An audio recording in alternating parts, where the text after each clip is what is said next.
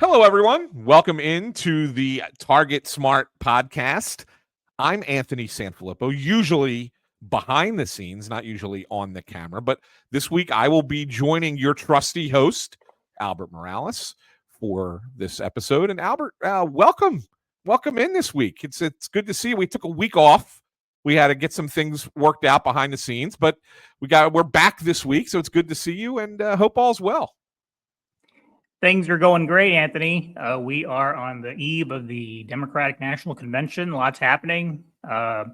Seems like the Harris-Walz ticket is just taking the nation by storm.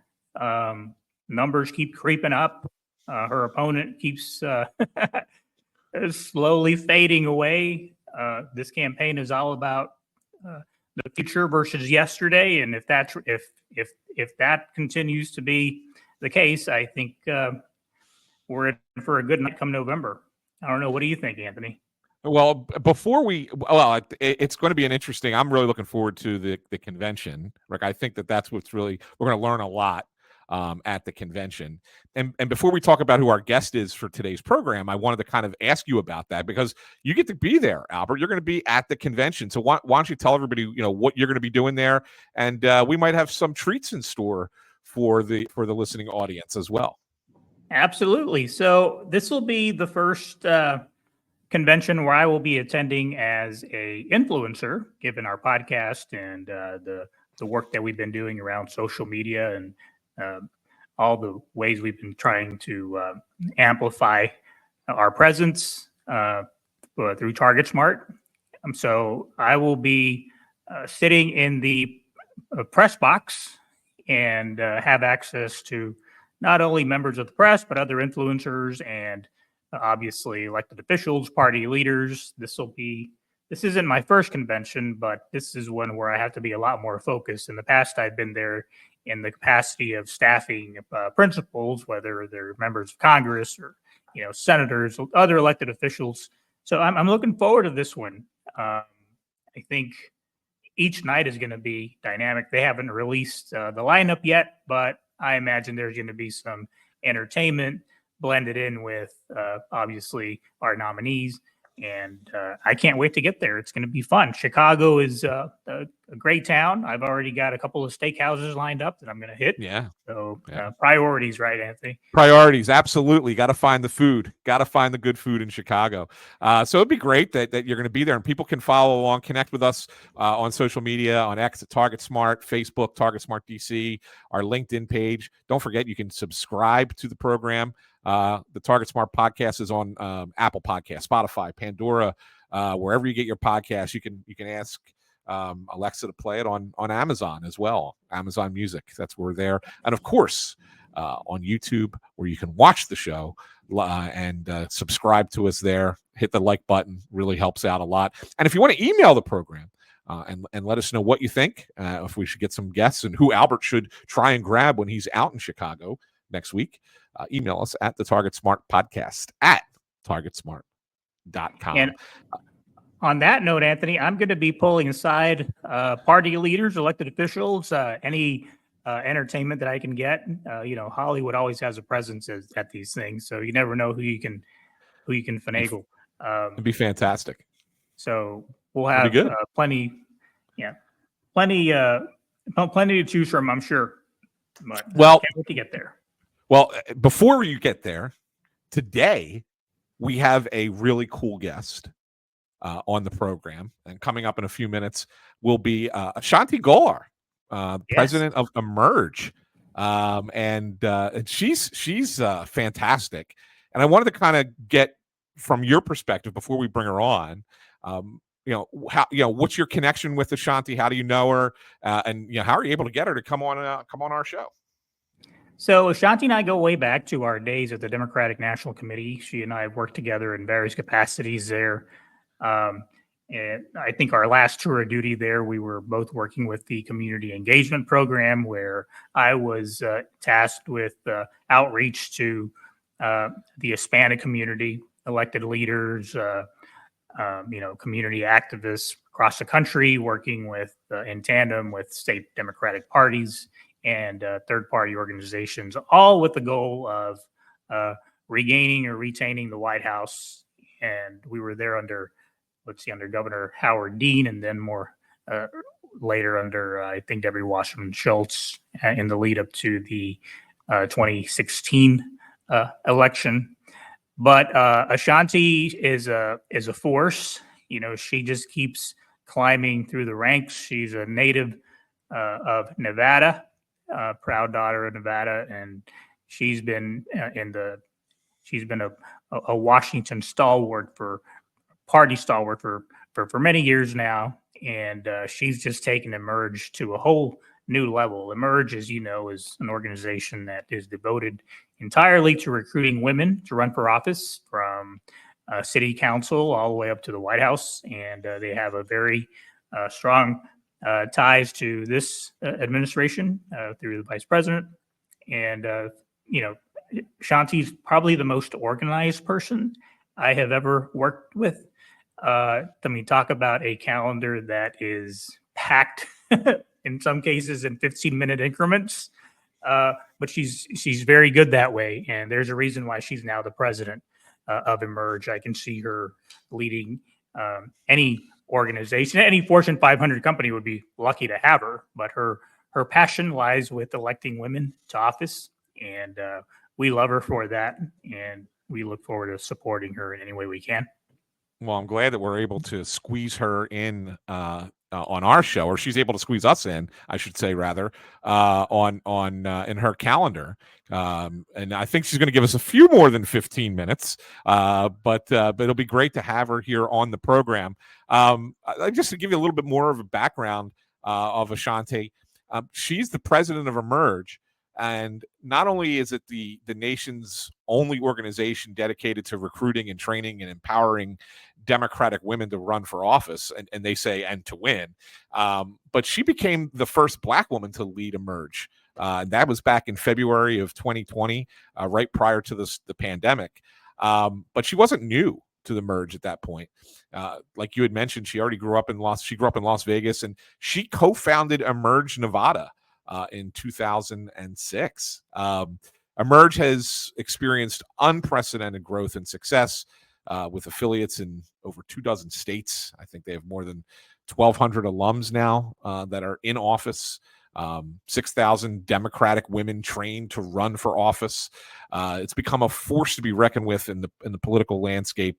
And as you mentioned, Albert, A'shanti's vision and strategic direction have been instrumental in that journey. So yeah, Anthony, in fact, A'shanti is hosting one of the bigger events at convention next week at McCormick Place, where she's going to have over 200 in the audience, everyone, women running for office, and obviously some Hollywood types, because she's A'shanti and she attracts that kind of talent. So I'm very excited to be there with her and just celebrate the week. It's going to be, I think, the contrast between our convention.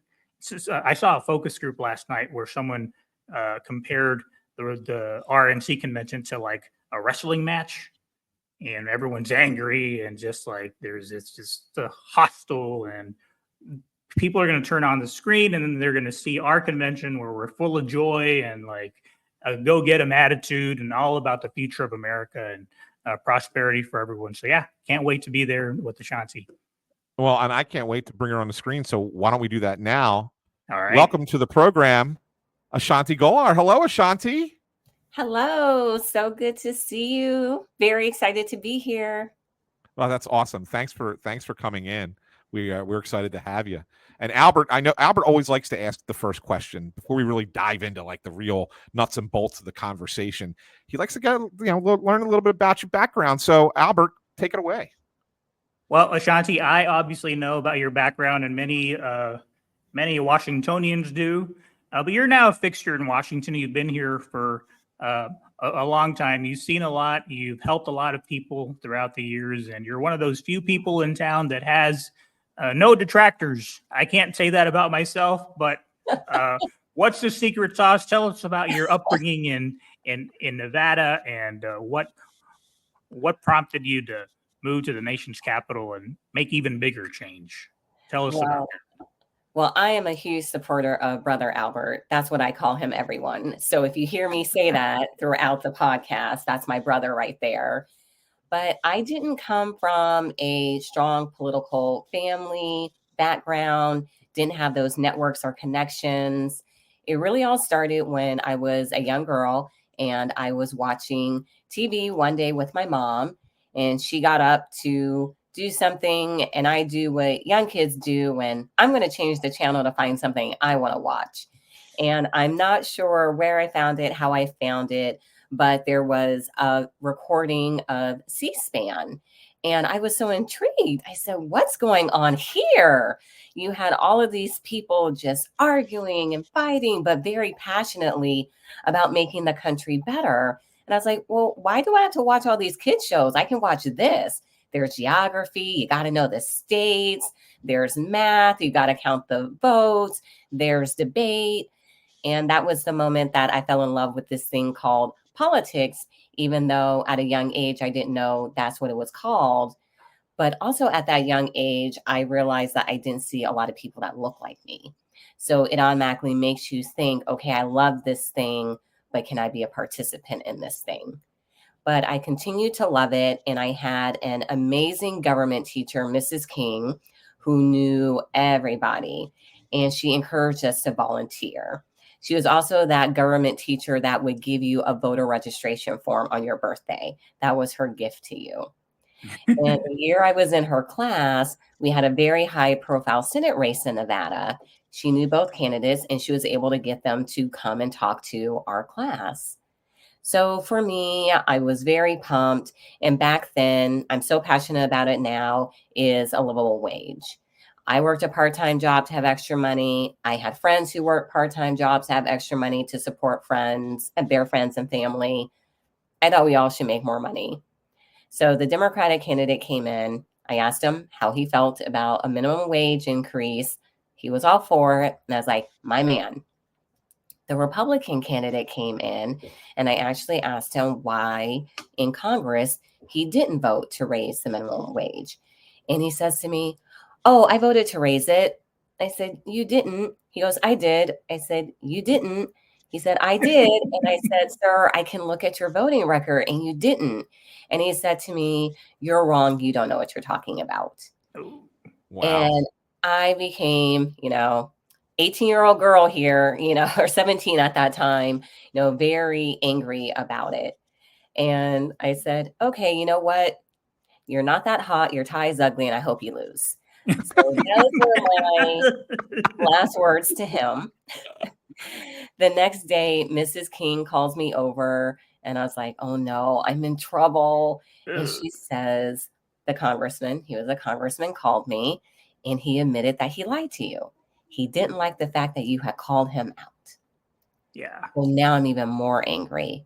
And I'm thinking, is it because I'm young? Is it because I'm a girl? Is it because I can't vote yet? I got a few more months until I turn 18. But Mrs. King taught me that I could volunteer. So I volunteered for the Democratic candidate every free moment that I had. And that was the year that Harry Reid beat John Ensign by less than 550 votes statewide in Nevada. Wow. And that is what put me on this path of politics. I had amazing, great mentors from Congresswoman Shelley Berkeley, who gave me my first job. She's my forever boss, to be able to get to know the colored girls, who have been able to provide just great support and mentorship. And now I literally wake up every day to get good women in office because a male member of Congress decided to lie to me. And that line is getting longer and longer and longer through all the work that you've done at Emerge. So, there's been a fair number of political operatives that have come out of Nevada, right? Everyone recognizes in this town that Harry Reid didn't suffer fools. You had to be worth your salt to work with Harry Reid and to make it to Washington. So every time people hear of a Nevada operative, they're like, yeah, you got to be really good to make it in Nevada and then come over to Washington. A'shanti, well, Anthony and I were discussing earlier how I was explaining to him the sort of the trajectory of Emerge, and how you've taken it from, I shouldn't say a little known entity, but there are a lot of entities in this town that are devoted to electing women. Some of them are devoted entirely to reproductive rights, to any name the flavor. But you've really taken it to a whole different level. Like I said, you've got one of the bigger events coming up next week while we're in Chicago. What's been the secret sauce? What can people learn from sort of your playbook? Emerge has been near and dear to me for so long. We get to celebrate 20 years next year of the national organization, which is exciting. We started in 2002 in the Bay Area. We came out of Vice President Harris's very first race for DA. Our co-founders were friends with her, and they looked around and saw that there wasn't an organization to recruit and train great women to run for office. And they developed Emerge. So we like to call her the original Emerge woman or the OG of Emerge. We may see some of those buttons at convention. But yes. But for me, I helped co-found and found Emerge Nevada in 2006. I became the organization's first political director in 2016. So Brother Albert was one of the first people that I called and let him know that I was coming over here. And for me, even now being president of the organization, it's really about making politics accessible. And I think that is just so important. When we still look around, there's this ideal of what a candidate should look like, how they should be, the background that they should come from. And we're all about disrupting that. If we really want to have this great, inclusive, and reflective democracy, we need all genders, we need all races, we need all ethnicities. And that is what makes Emerge so special, is we look around to women who are already doing the work. And that can be from the fact that they're running the parent-teacher organization and they should be on the school board, that they volunteer for all of these other candidates every election year. They need to be the ones putting their name on the ballot. It's the people who go to the city council meetings and they know the issues like the back of their hand. They are the people that we need to be putting on that dais. And of course, my allergies want to mess up because that's the day I'm having. We want to put them on the dais, letting them know that those opportunities exist and that there's an organization there that wants to support them. And we do that by having various training programs now. We do our signature program, which is 70 hours that we do a week and a month for about 6 months, and is demystifying what it takes to run for office. It's our boot camp programs, taking that signature program and condensing it down to a week or 2.5 days. And that's really for active candidates who are running, who haven't had any training, but they want to do an Emerge training, to the fact that we just did a virtual step forward for women who are thinking about it, to give them that 101 about what they need to do. And we called that one, Are You the Next Kamala Harris? To remind people of the vice president's story. Everyone starts somewhere, but letting them know that we are an organization that sees them and that wants them to run for office. But most importantly, we continue to be with our alums after the program. We provide a network of support. So we're there for you from the moment you step into the program to when you're a candidate, to when you're in elected office, and when you're running for higher office, because that's also the goal. I guess one of the questions I have off of that, A'shanti, is when these women are first starting out and they don't really kind of know what the process is and the steps that they have to take. How surprised are they to learn about, I guess, on the local level, because it's not easy at the higher levels, but on the local level, the ease of being able to get into this and do this and make this a more than just something that they're passionate about, sitting there making comments at the public comment section of their local school board meeting or whatever. Yes. So when I have the opportunity to kick off our trainings, it's one of the things that I love to do is I say to the women, think about everything that you did today before you got here. You took care of yourself. You probably took care of other people. You did some work. You probably thought about something in your community. You probably did something financial. Those are all things that elected officials do. You already have it in you. And it's us just getting it out of you and letting you know this is how you go and file. This is how you collect signatures. Yes, you're going to have to get in front of people and ask them for money. We will teach you how to do it. This is how you hire staff. This is your canvassing plan. This is a good phone banking script. Once we like get into it, the women, they're just like, oh my gosh, there's so much that I didn't know, but I also know, like, I Right. can do this. Like, one woman, it was so funny. She's like, I had to phone bank people to get them to RSVP for my wedding. I can run a phone bank. I'm like, yes, Well, like, yes, you can, or, oh my That's gosh, I'm great. always emailing my church to get people to this event. We connect all of those dots. These are things that a lot of us who are civically and politically engaged literally do all the time. So are you seeing an uptick in the number of women running this cycle as compared to maybe 4 years ago or even longer than that? So we have definitely seen a great surge of women running post 2016. So a lot of people like to call that the Trump effect. I actually like to call it the Hillary effect. Women woke up the next day and they said, if not Hillary, then who? Then it has to be me. I have to be the one to step up and make change in my community. Because for so many people, they saw their state and local elected officials on stage with Donald Trump spewing a whole bunch of stuff that they didn't believe in. And they're saying, okay, if they're believing that, let me go and look and really see what they're saying in these meetings. Let me see what they're voting on. Let me see the bills that they're introducing and co-sponsoring. And they didn't like it. It didn't match their values. So the day after the election, we were just inundated at Emerge with women wanting to run for office. And our first big impact that we saw was in 2017 in Virginia with the delegate races out there.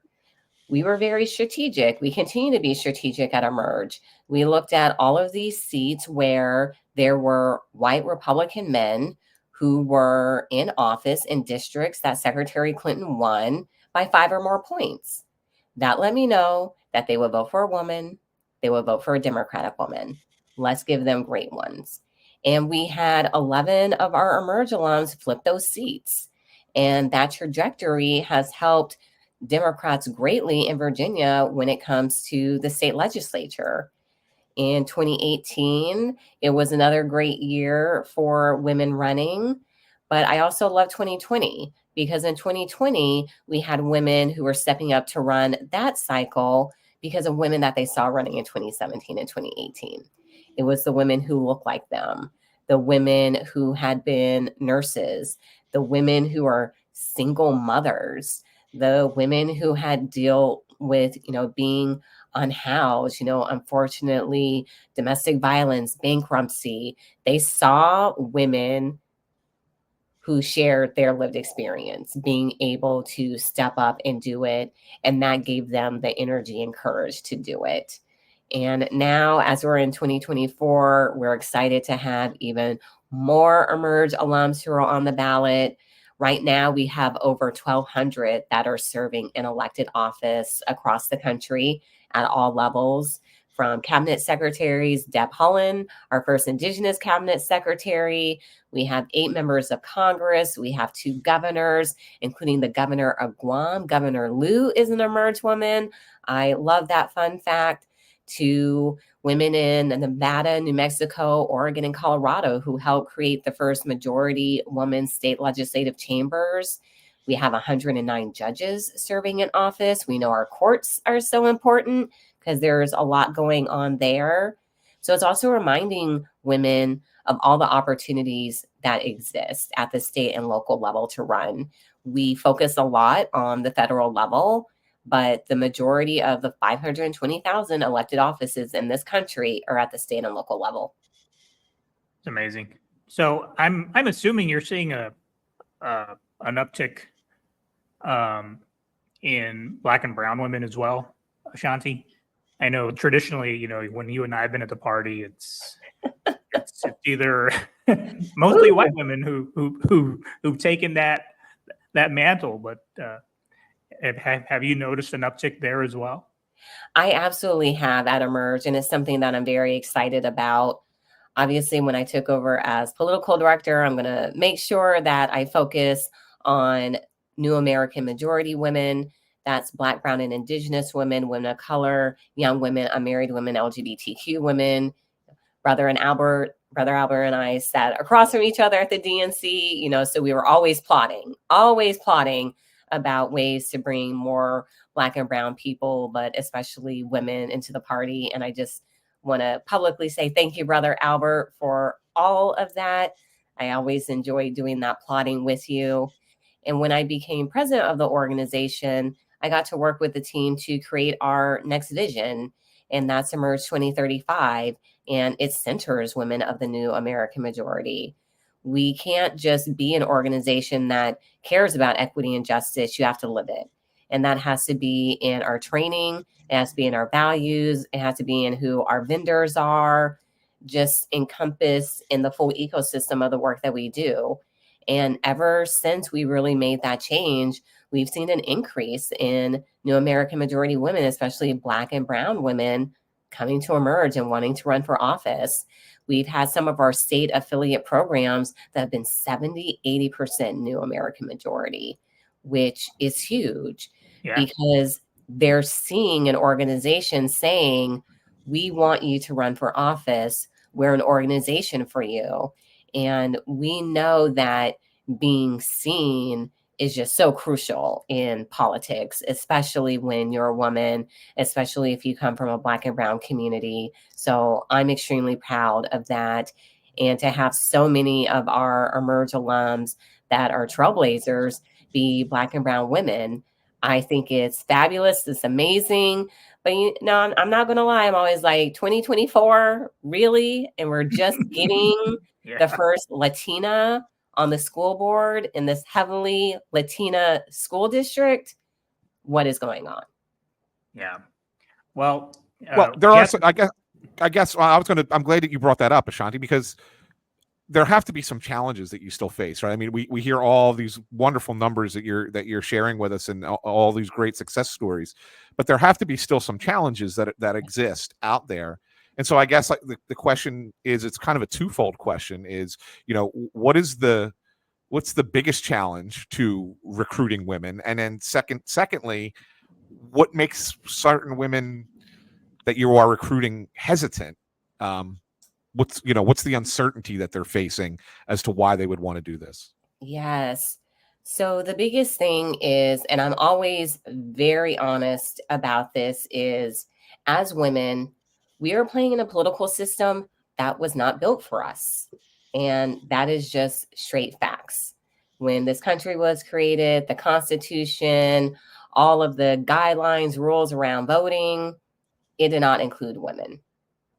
That is always going to be a big barrier until we get more women in office. The second piece is people will still ask me, why women? And this isn't just, you know, every average, everyday people. I have been in meetings with high profile people who make decisions around recruitment, and they will literally say, well, why a woman, A'shanti? We need someone who can win this seat. We need someone who's electable and viable. And I'm like, oh my gosh, you know what I do for a living. Why did you wake up and choose violence and say that to me? You are like, what is wrong with you? And it's like, why women? It's because we care about everyone. There may be one issue that drives us to run for office, but when we are in there, we introduce bills, co-sponsor more bills than men that impact the entire community, bring home more money to our districts, and we're out there doing the work. We are very, very effective legislators, elected officials, governors, however you want to describe it, in elected office, we get it done. And that third barrier goes back to not being seen as electable and viable. For a lot of people, when they're saying that, I'm very honest, that is just code for a straight white man who can self-fund and just win the seat. That is what we want. And women, they have to deal with not having a huge network, may not having access to all of those donors. Then there's just the sexism, the racism, and the misogyny that exists. There was a woman who I was talking to who wanted to run for higher office. She has held 2 different elected offices, landslides in both of them whenever she won, looking to run for higher office. But she was dealing with people who said the man who had lost his past 3 races should be the one who is running and should be the nominee. So you have the winner, the not winner, but somehow still the man is going to be the more appealing candidate. Failing up. Failing up. Well, let's address the elephant in the room, A'shanti. How do you explain the meteoric rise of Harris Walz ticket? I mean, just like yesterday, we were sort of like, we're gonna win, but it's gonna be tough, and now we're just, I mean, the excitement is just. Tell me about it. Yes. Like, I'm with you. I still believe that we would have won. People knew what was at stake. We had those 4 years of Donald Trump. A lot of us remember. I think the hardest thing for me was a lot of the first-time voters who are like, but I was just a kid, so I don't know what it was like. Well, let me tell you how I was eating ice cream for breakfast at 6 a.m. because that's how stressed I was. Those were the Donald Trump years. We are just really ready to move into the next stages of our country. And I think Brother Albert knows this. I was an astrology girl, back at the DNC. Now I'm really, really an astrology girl. But every 250 years, a country has its Pluto return. And Pluto is a generational planet. And it represents the death and rebirth of societies. We're experiencing our Pluto return right now. And it is on us as the citizens of this country to decide what type of government we want, what type of future we want, but most importantly, what type of leaders we want. And in 2020, we said we wanted Joe Biden and Kamala Harris.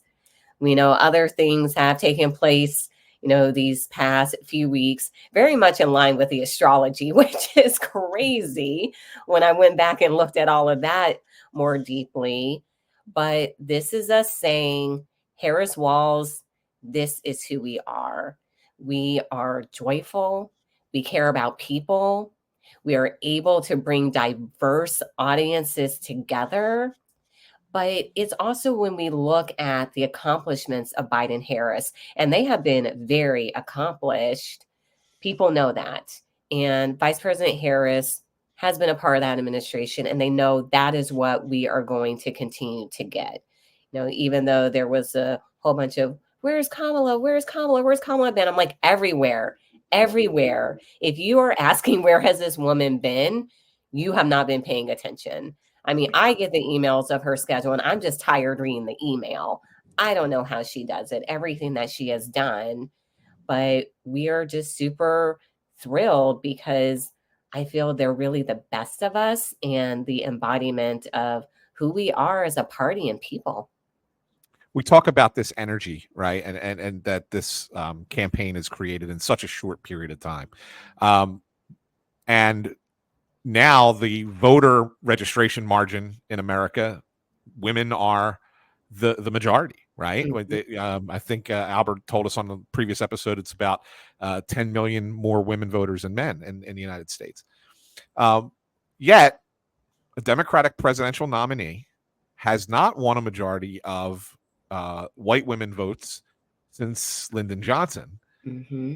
Are we poised finally for a change with this ticket in that regard? Anthony, I wouldn't be surprised if we see it. And there's a few things that I will point to. I'm going to go back to 2016, and I did my political briefing, which wasn't the political briefing I thought that I was going to give, but we had a whole lot to still celebrate at Emerge. We always have great things to celebrate every year. And when I was doing Q&A, a woman got up to me and she said, A'shanti, just with all of these white women that voted for Trump, do you just see them recruiting all of these Republican women to run for office? I mean, oh my gosh, what is this going to mean? And I said, oh, this has nothing to do with women running for office at all. And I kept it really straight. I said, this is about white women who uphold the white patriarchy. This is about them wanting to ensure that their white husbands, their white sons, their white nephews, white, grandsons, all of that remain in power because they feel that they are just very power adjacent. And when I said that, people are like, wow, we never really thought about it in that way, about how, some women are with the misogyny, how they're fine with the suppression. They may not see it that way. And I said, yeah, that's what it is. And it's like, but what are you going to do? It's like, no. What are you going to do? You have to talk to other white women. That's not on me. That is on you all talking to your moms, your sisters, your nieces, your granddaughters about it. And so we're fast forward to 2024. We had the white women answer the call that happened with tens of thousands of white women who are saying, nope, we're not having a repeat of 2016, 2020. We need to be all in for Kamala. And, I know the organizers of the call, one of them reached out to me to give advice on how to manage the call. And I said, you have to be very honest about it. We have to have tough conversations. We have those tough conversations in Black and Brown communities all the time, LGBTQ, the youth communities. You have to be real about it. And that is what happened on that call. And it's still been going strong ever since. But there's also the white Republican women, who, from what I understand, have this Reddit and the secret chats where it's like, my husband's not in the voting booth with me. I'm going to toss that MAGA hat in the trash. So that energy is definitely there. So it's exciting to see. So at Target Smart, A'shanti, we have a voter file of some 300 million voters from across the country. They all vote differently, obviously. But we've been tracking closely members of the Divine Nine. And I was curious to see if you've noticed an uptick in their activity. I remember when President Obama was in office and when he ran, they were instrumental in organizing,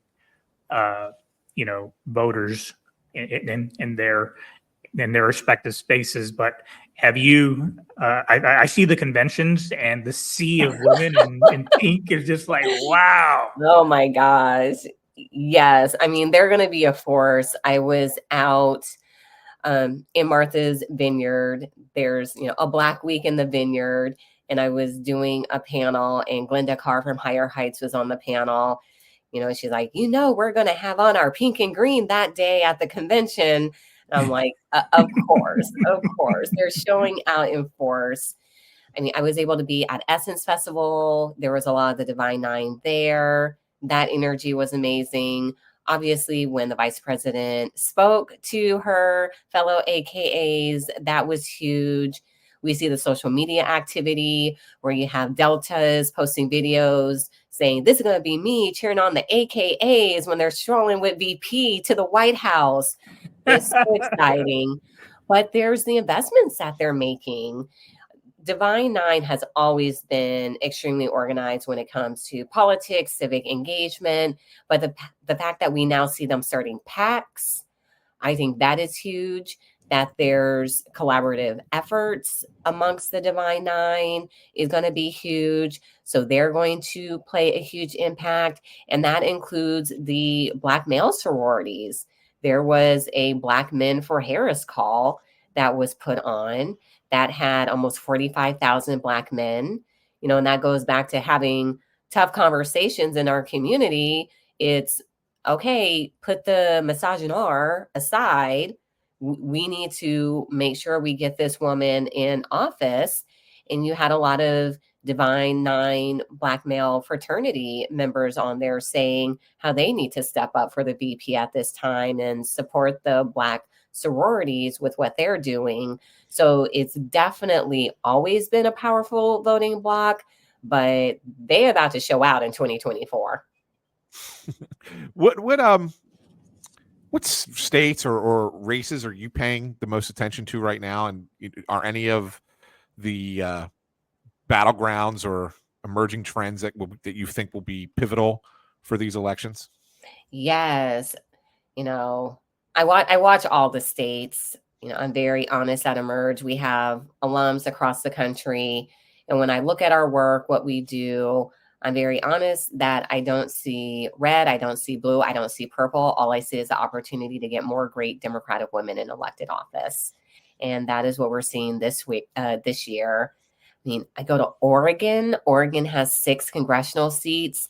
Emerge alums are the nominee in 4 out of 6 of them. That has me extremely excited. We have Andrea Salinas, who was the first Latina elected to Congress from the state. We have Janelle Bynum, who can join her as the first Black woman. That is huge if you know Oregon's history. So for us to have that diversity.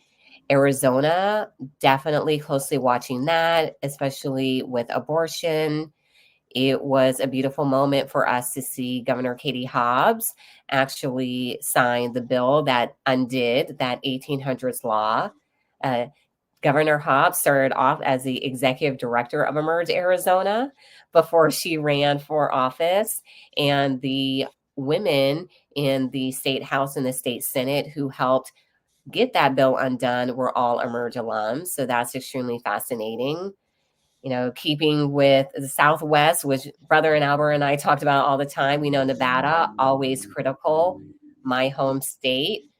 We got to keep up the effort there. There's always, huge attempts at voter suppression these past few cycles in Nevada. So that's going to be a big one.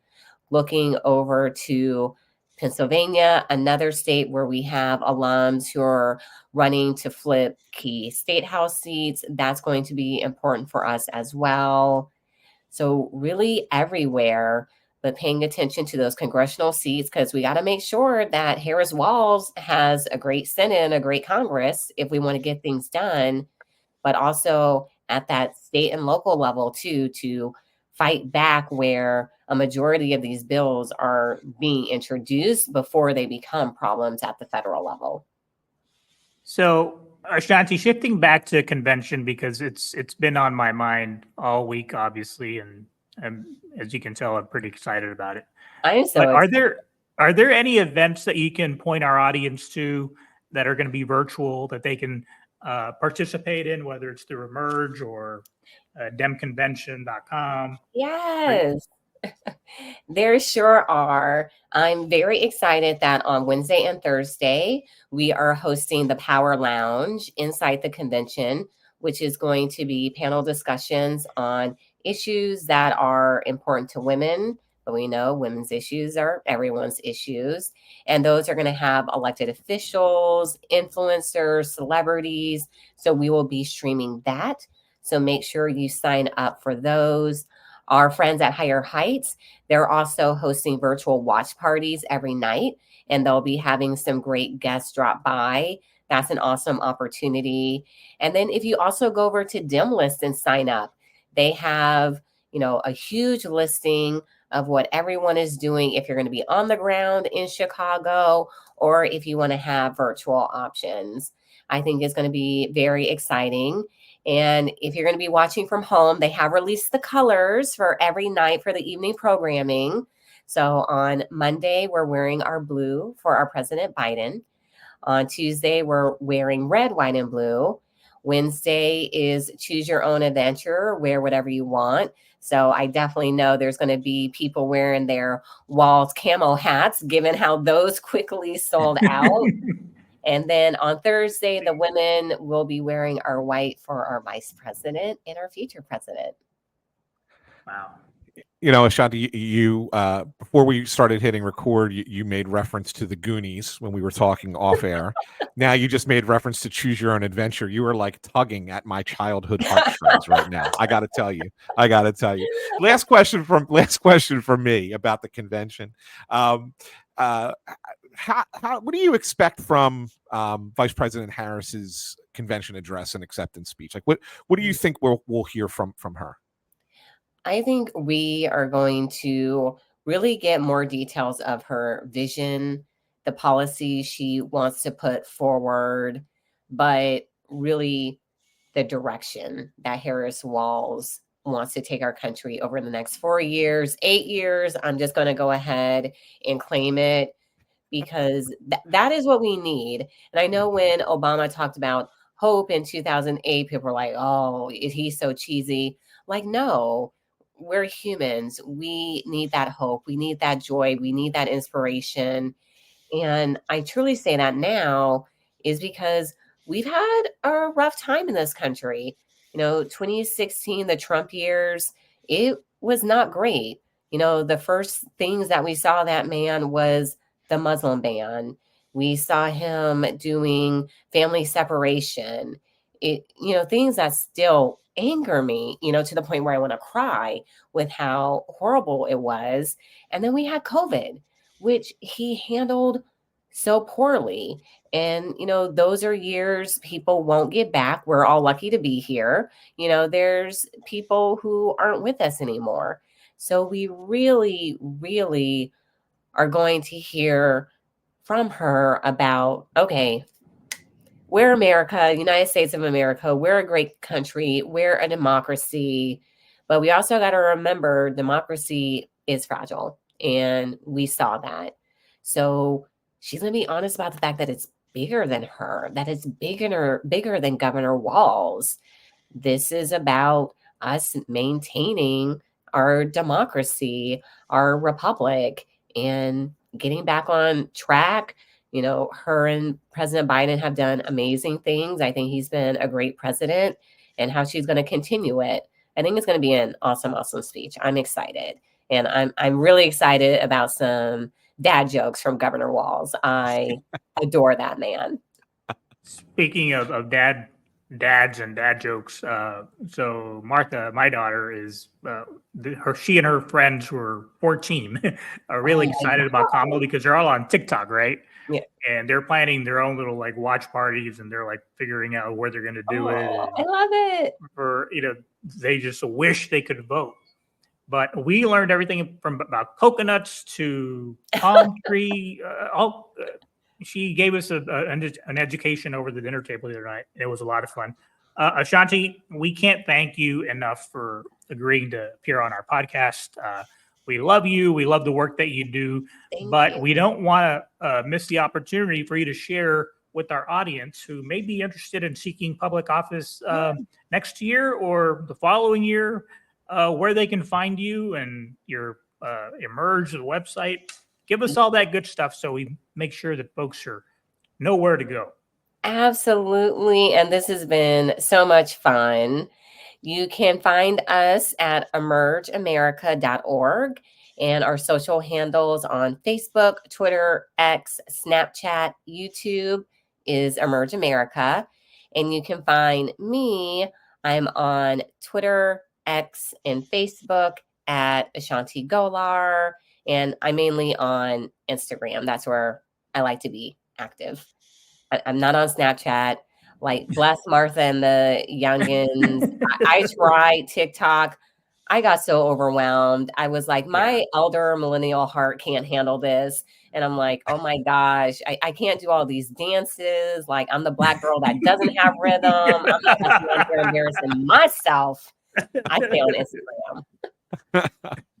Oh, great stuff. Well, A'shanti, you've been a wonderful guest. Thank you once again for joining us here on the Target Smart podcast. And we hope to have you again down the line. Oh, I would love that. Thank you all so much. And thank you for everything the two of you do. Thank you. What a wonderful guest, A'shanti Gholar. Albert, you were right on at the beginning of this episode when you talked about how great of a guest she would be, and boy, she was really engaging, really thoughtful, and said some good stuff there. And what a great interview!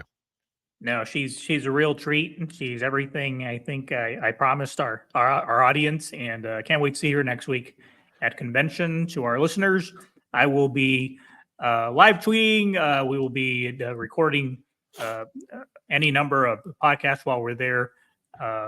Look for some surprise guests come next week, and can't wait to be back in the studio. Yeah, that'll be awesome. Normally we talk about who our guest is next week, but now you're going to have a lot of surprises for us next week because of the convention. So make sure, if you're out there, that you stay tuned to the Target Smart podcast for several of those surprise guests and great stuff from the DNC out in Chicago next week. And in order to do that, you got to subscribe to the Target Smart podcast, Apple Podcasts, Spotify, Pandora, anywhere you get your podcasts. Also, we are on YouTube. Subscribe there as well. Hit the like button. YouTube podcast, which used to be Google, I think it was Google Play or Google Music, whatever it used to be called. That's where we're at now. It's on YouTube. You can connect with us on X, at Target Smart, Facebook, LinkedIn. We're always there as well. We're not doing the dances on TikTok either, Albert, unfortunately. That would not be good. A couple of us doing that. Yeah, that would not be good. That wouldn't be on brand. Yeah. And of course, you can always email us at the Target Smart podcast at targetsmart.com. So once again, for your host, Albert Morales, I'm Anthony Sanfilippo. Thanks for tuning in, and we'll check in with you next week from the DNC. Till then.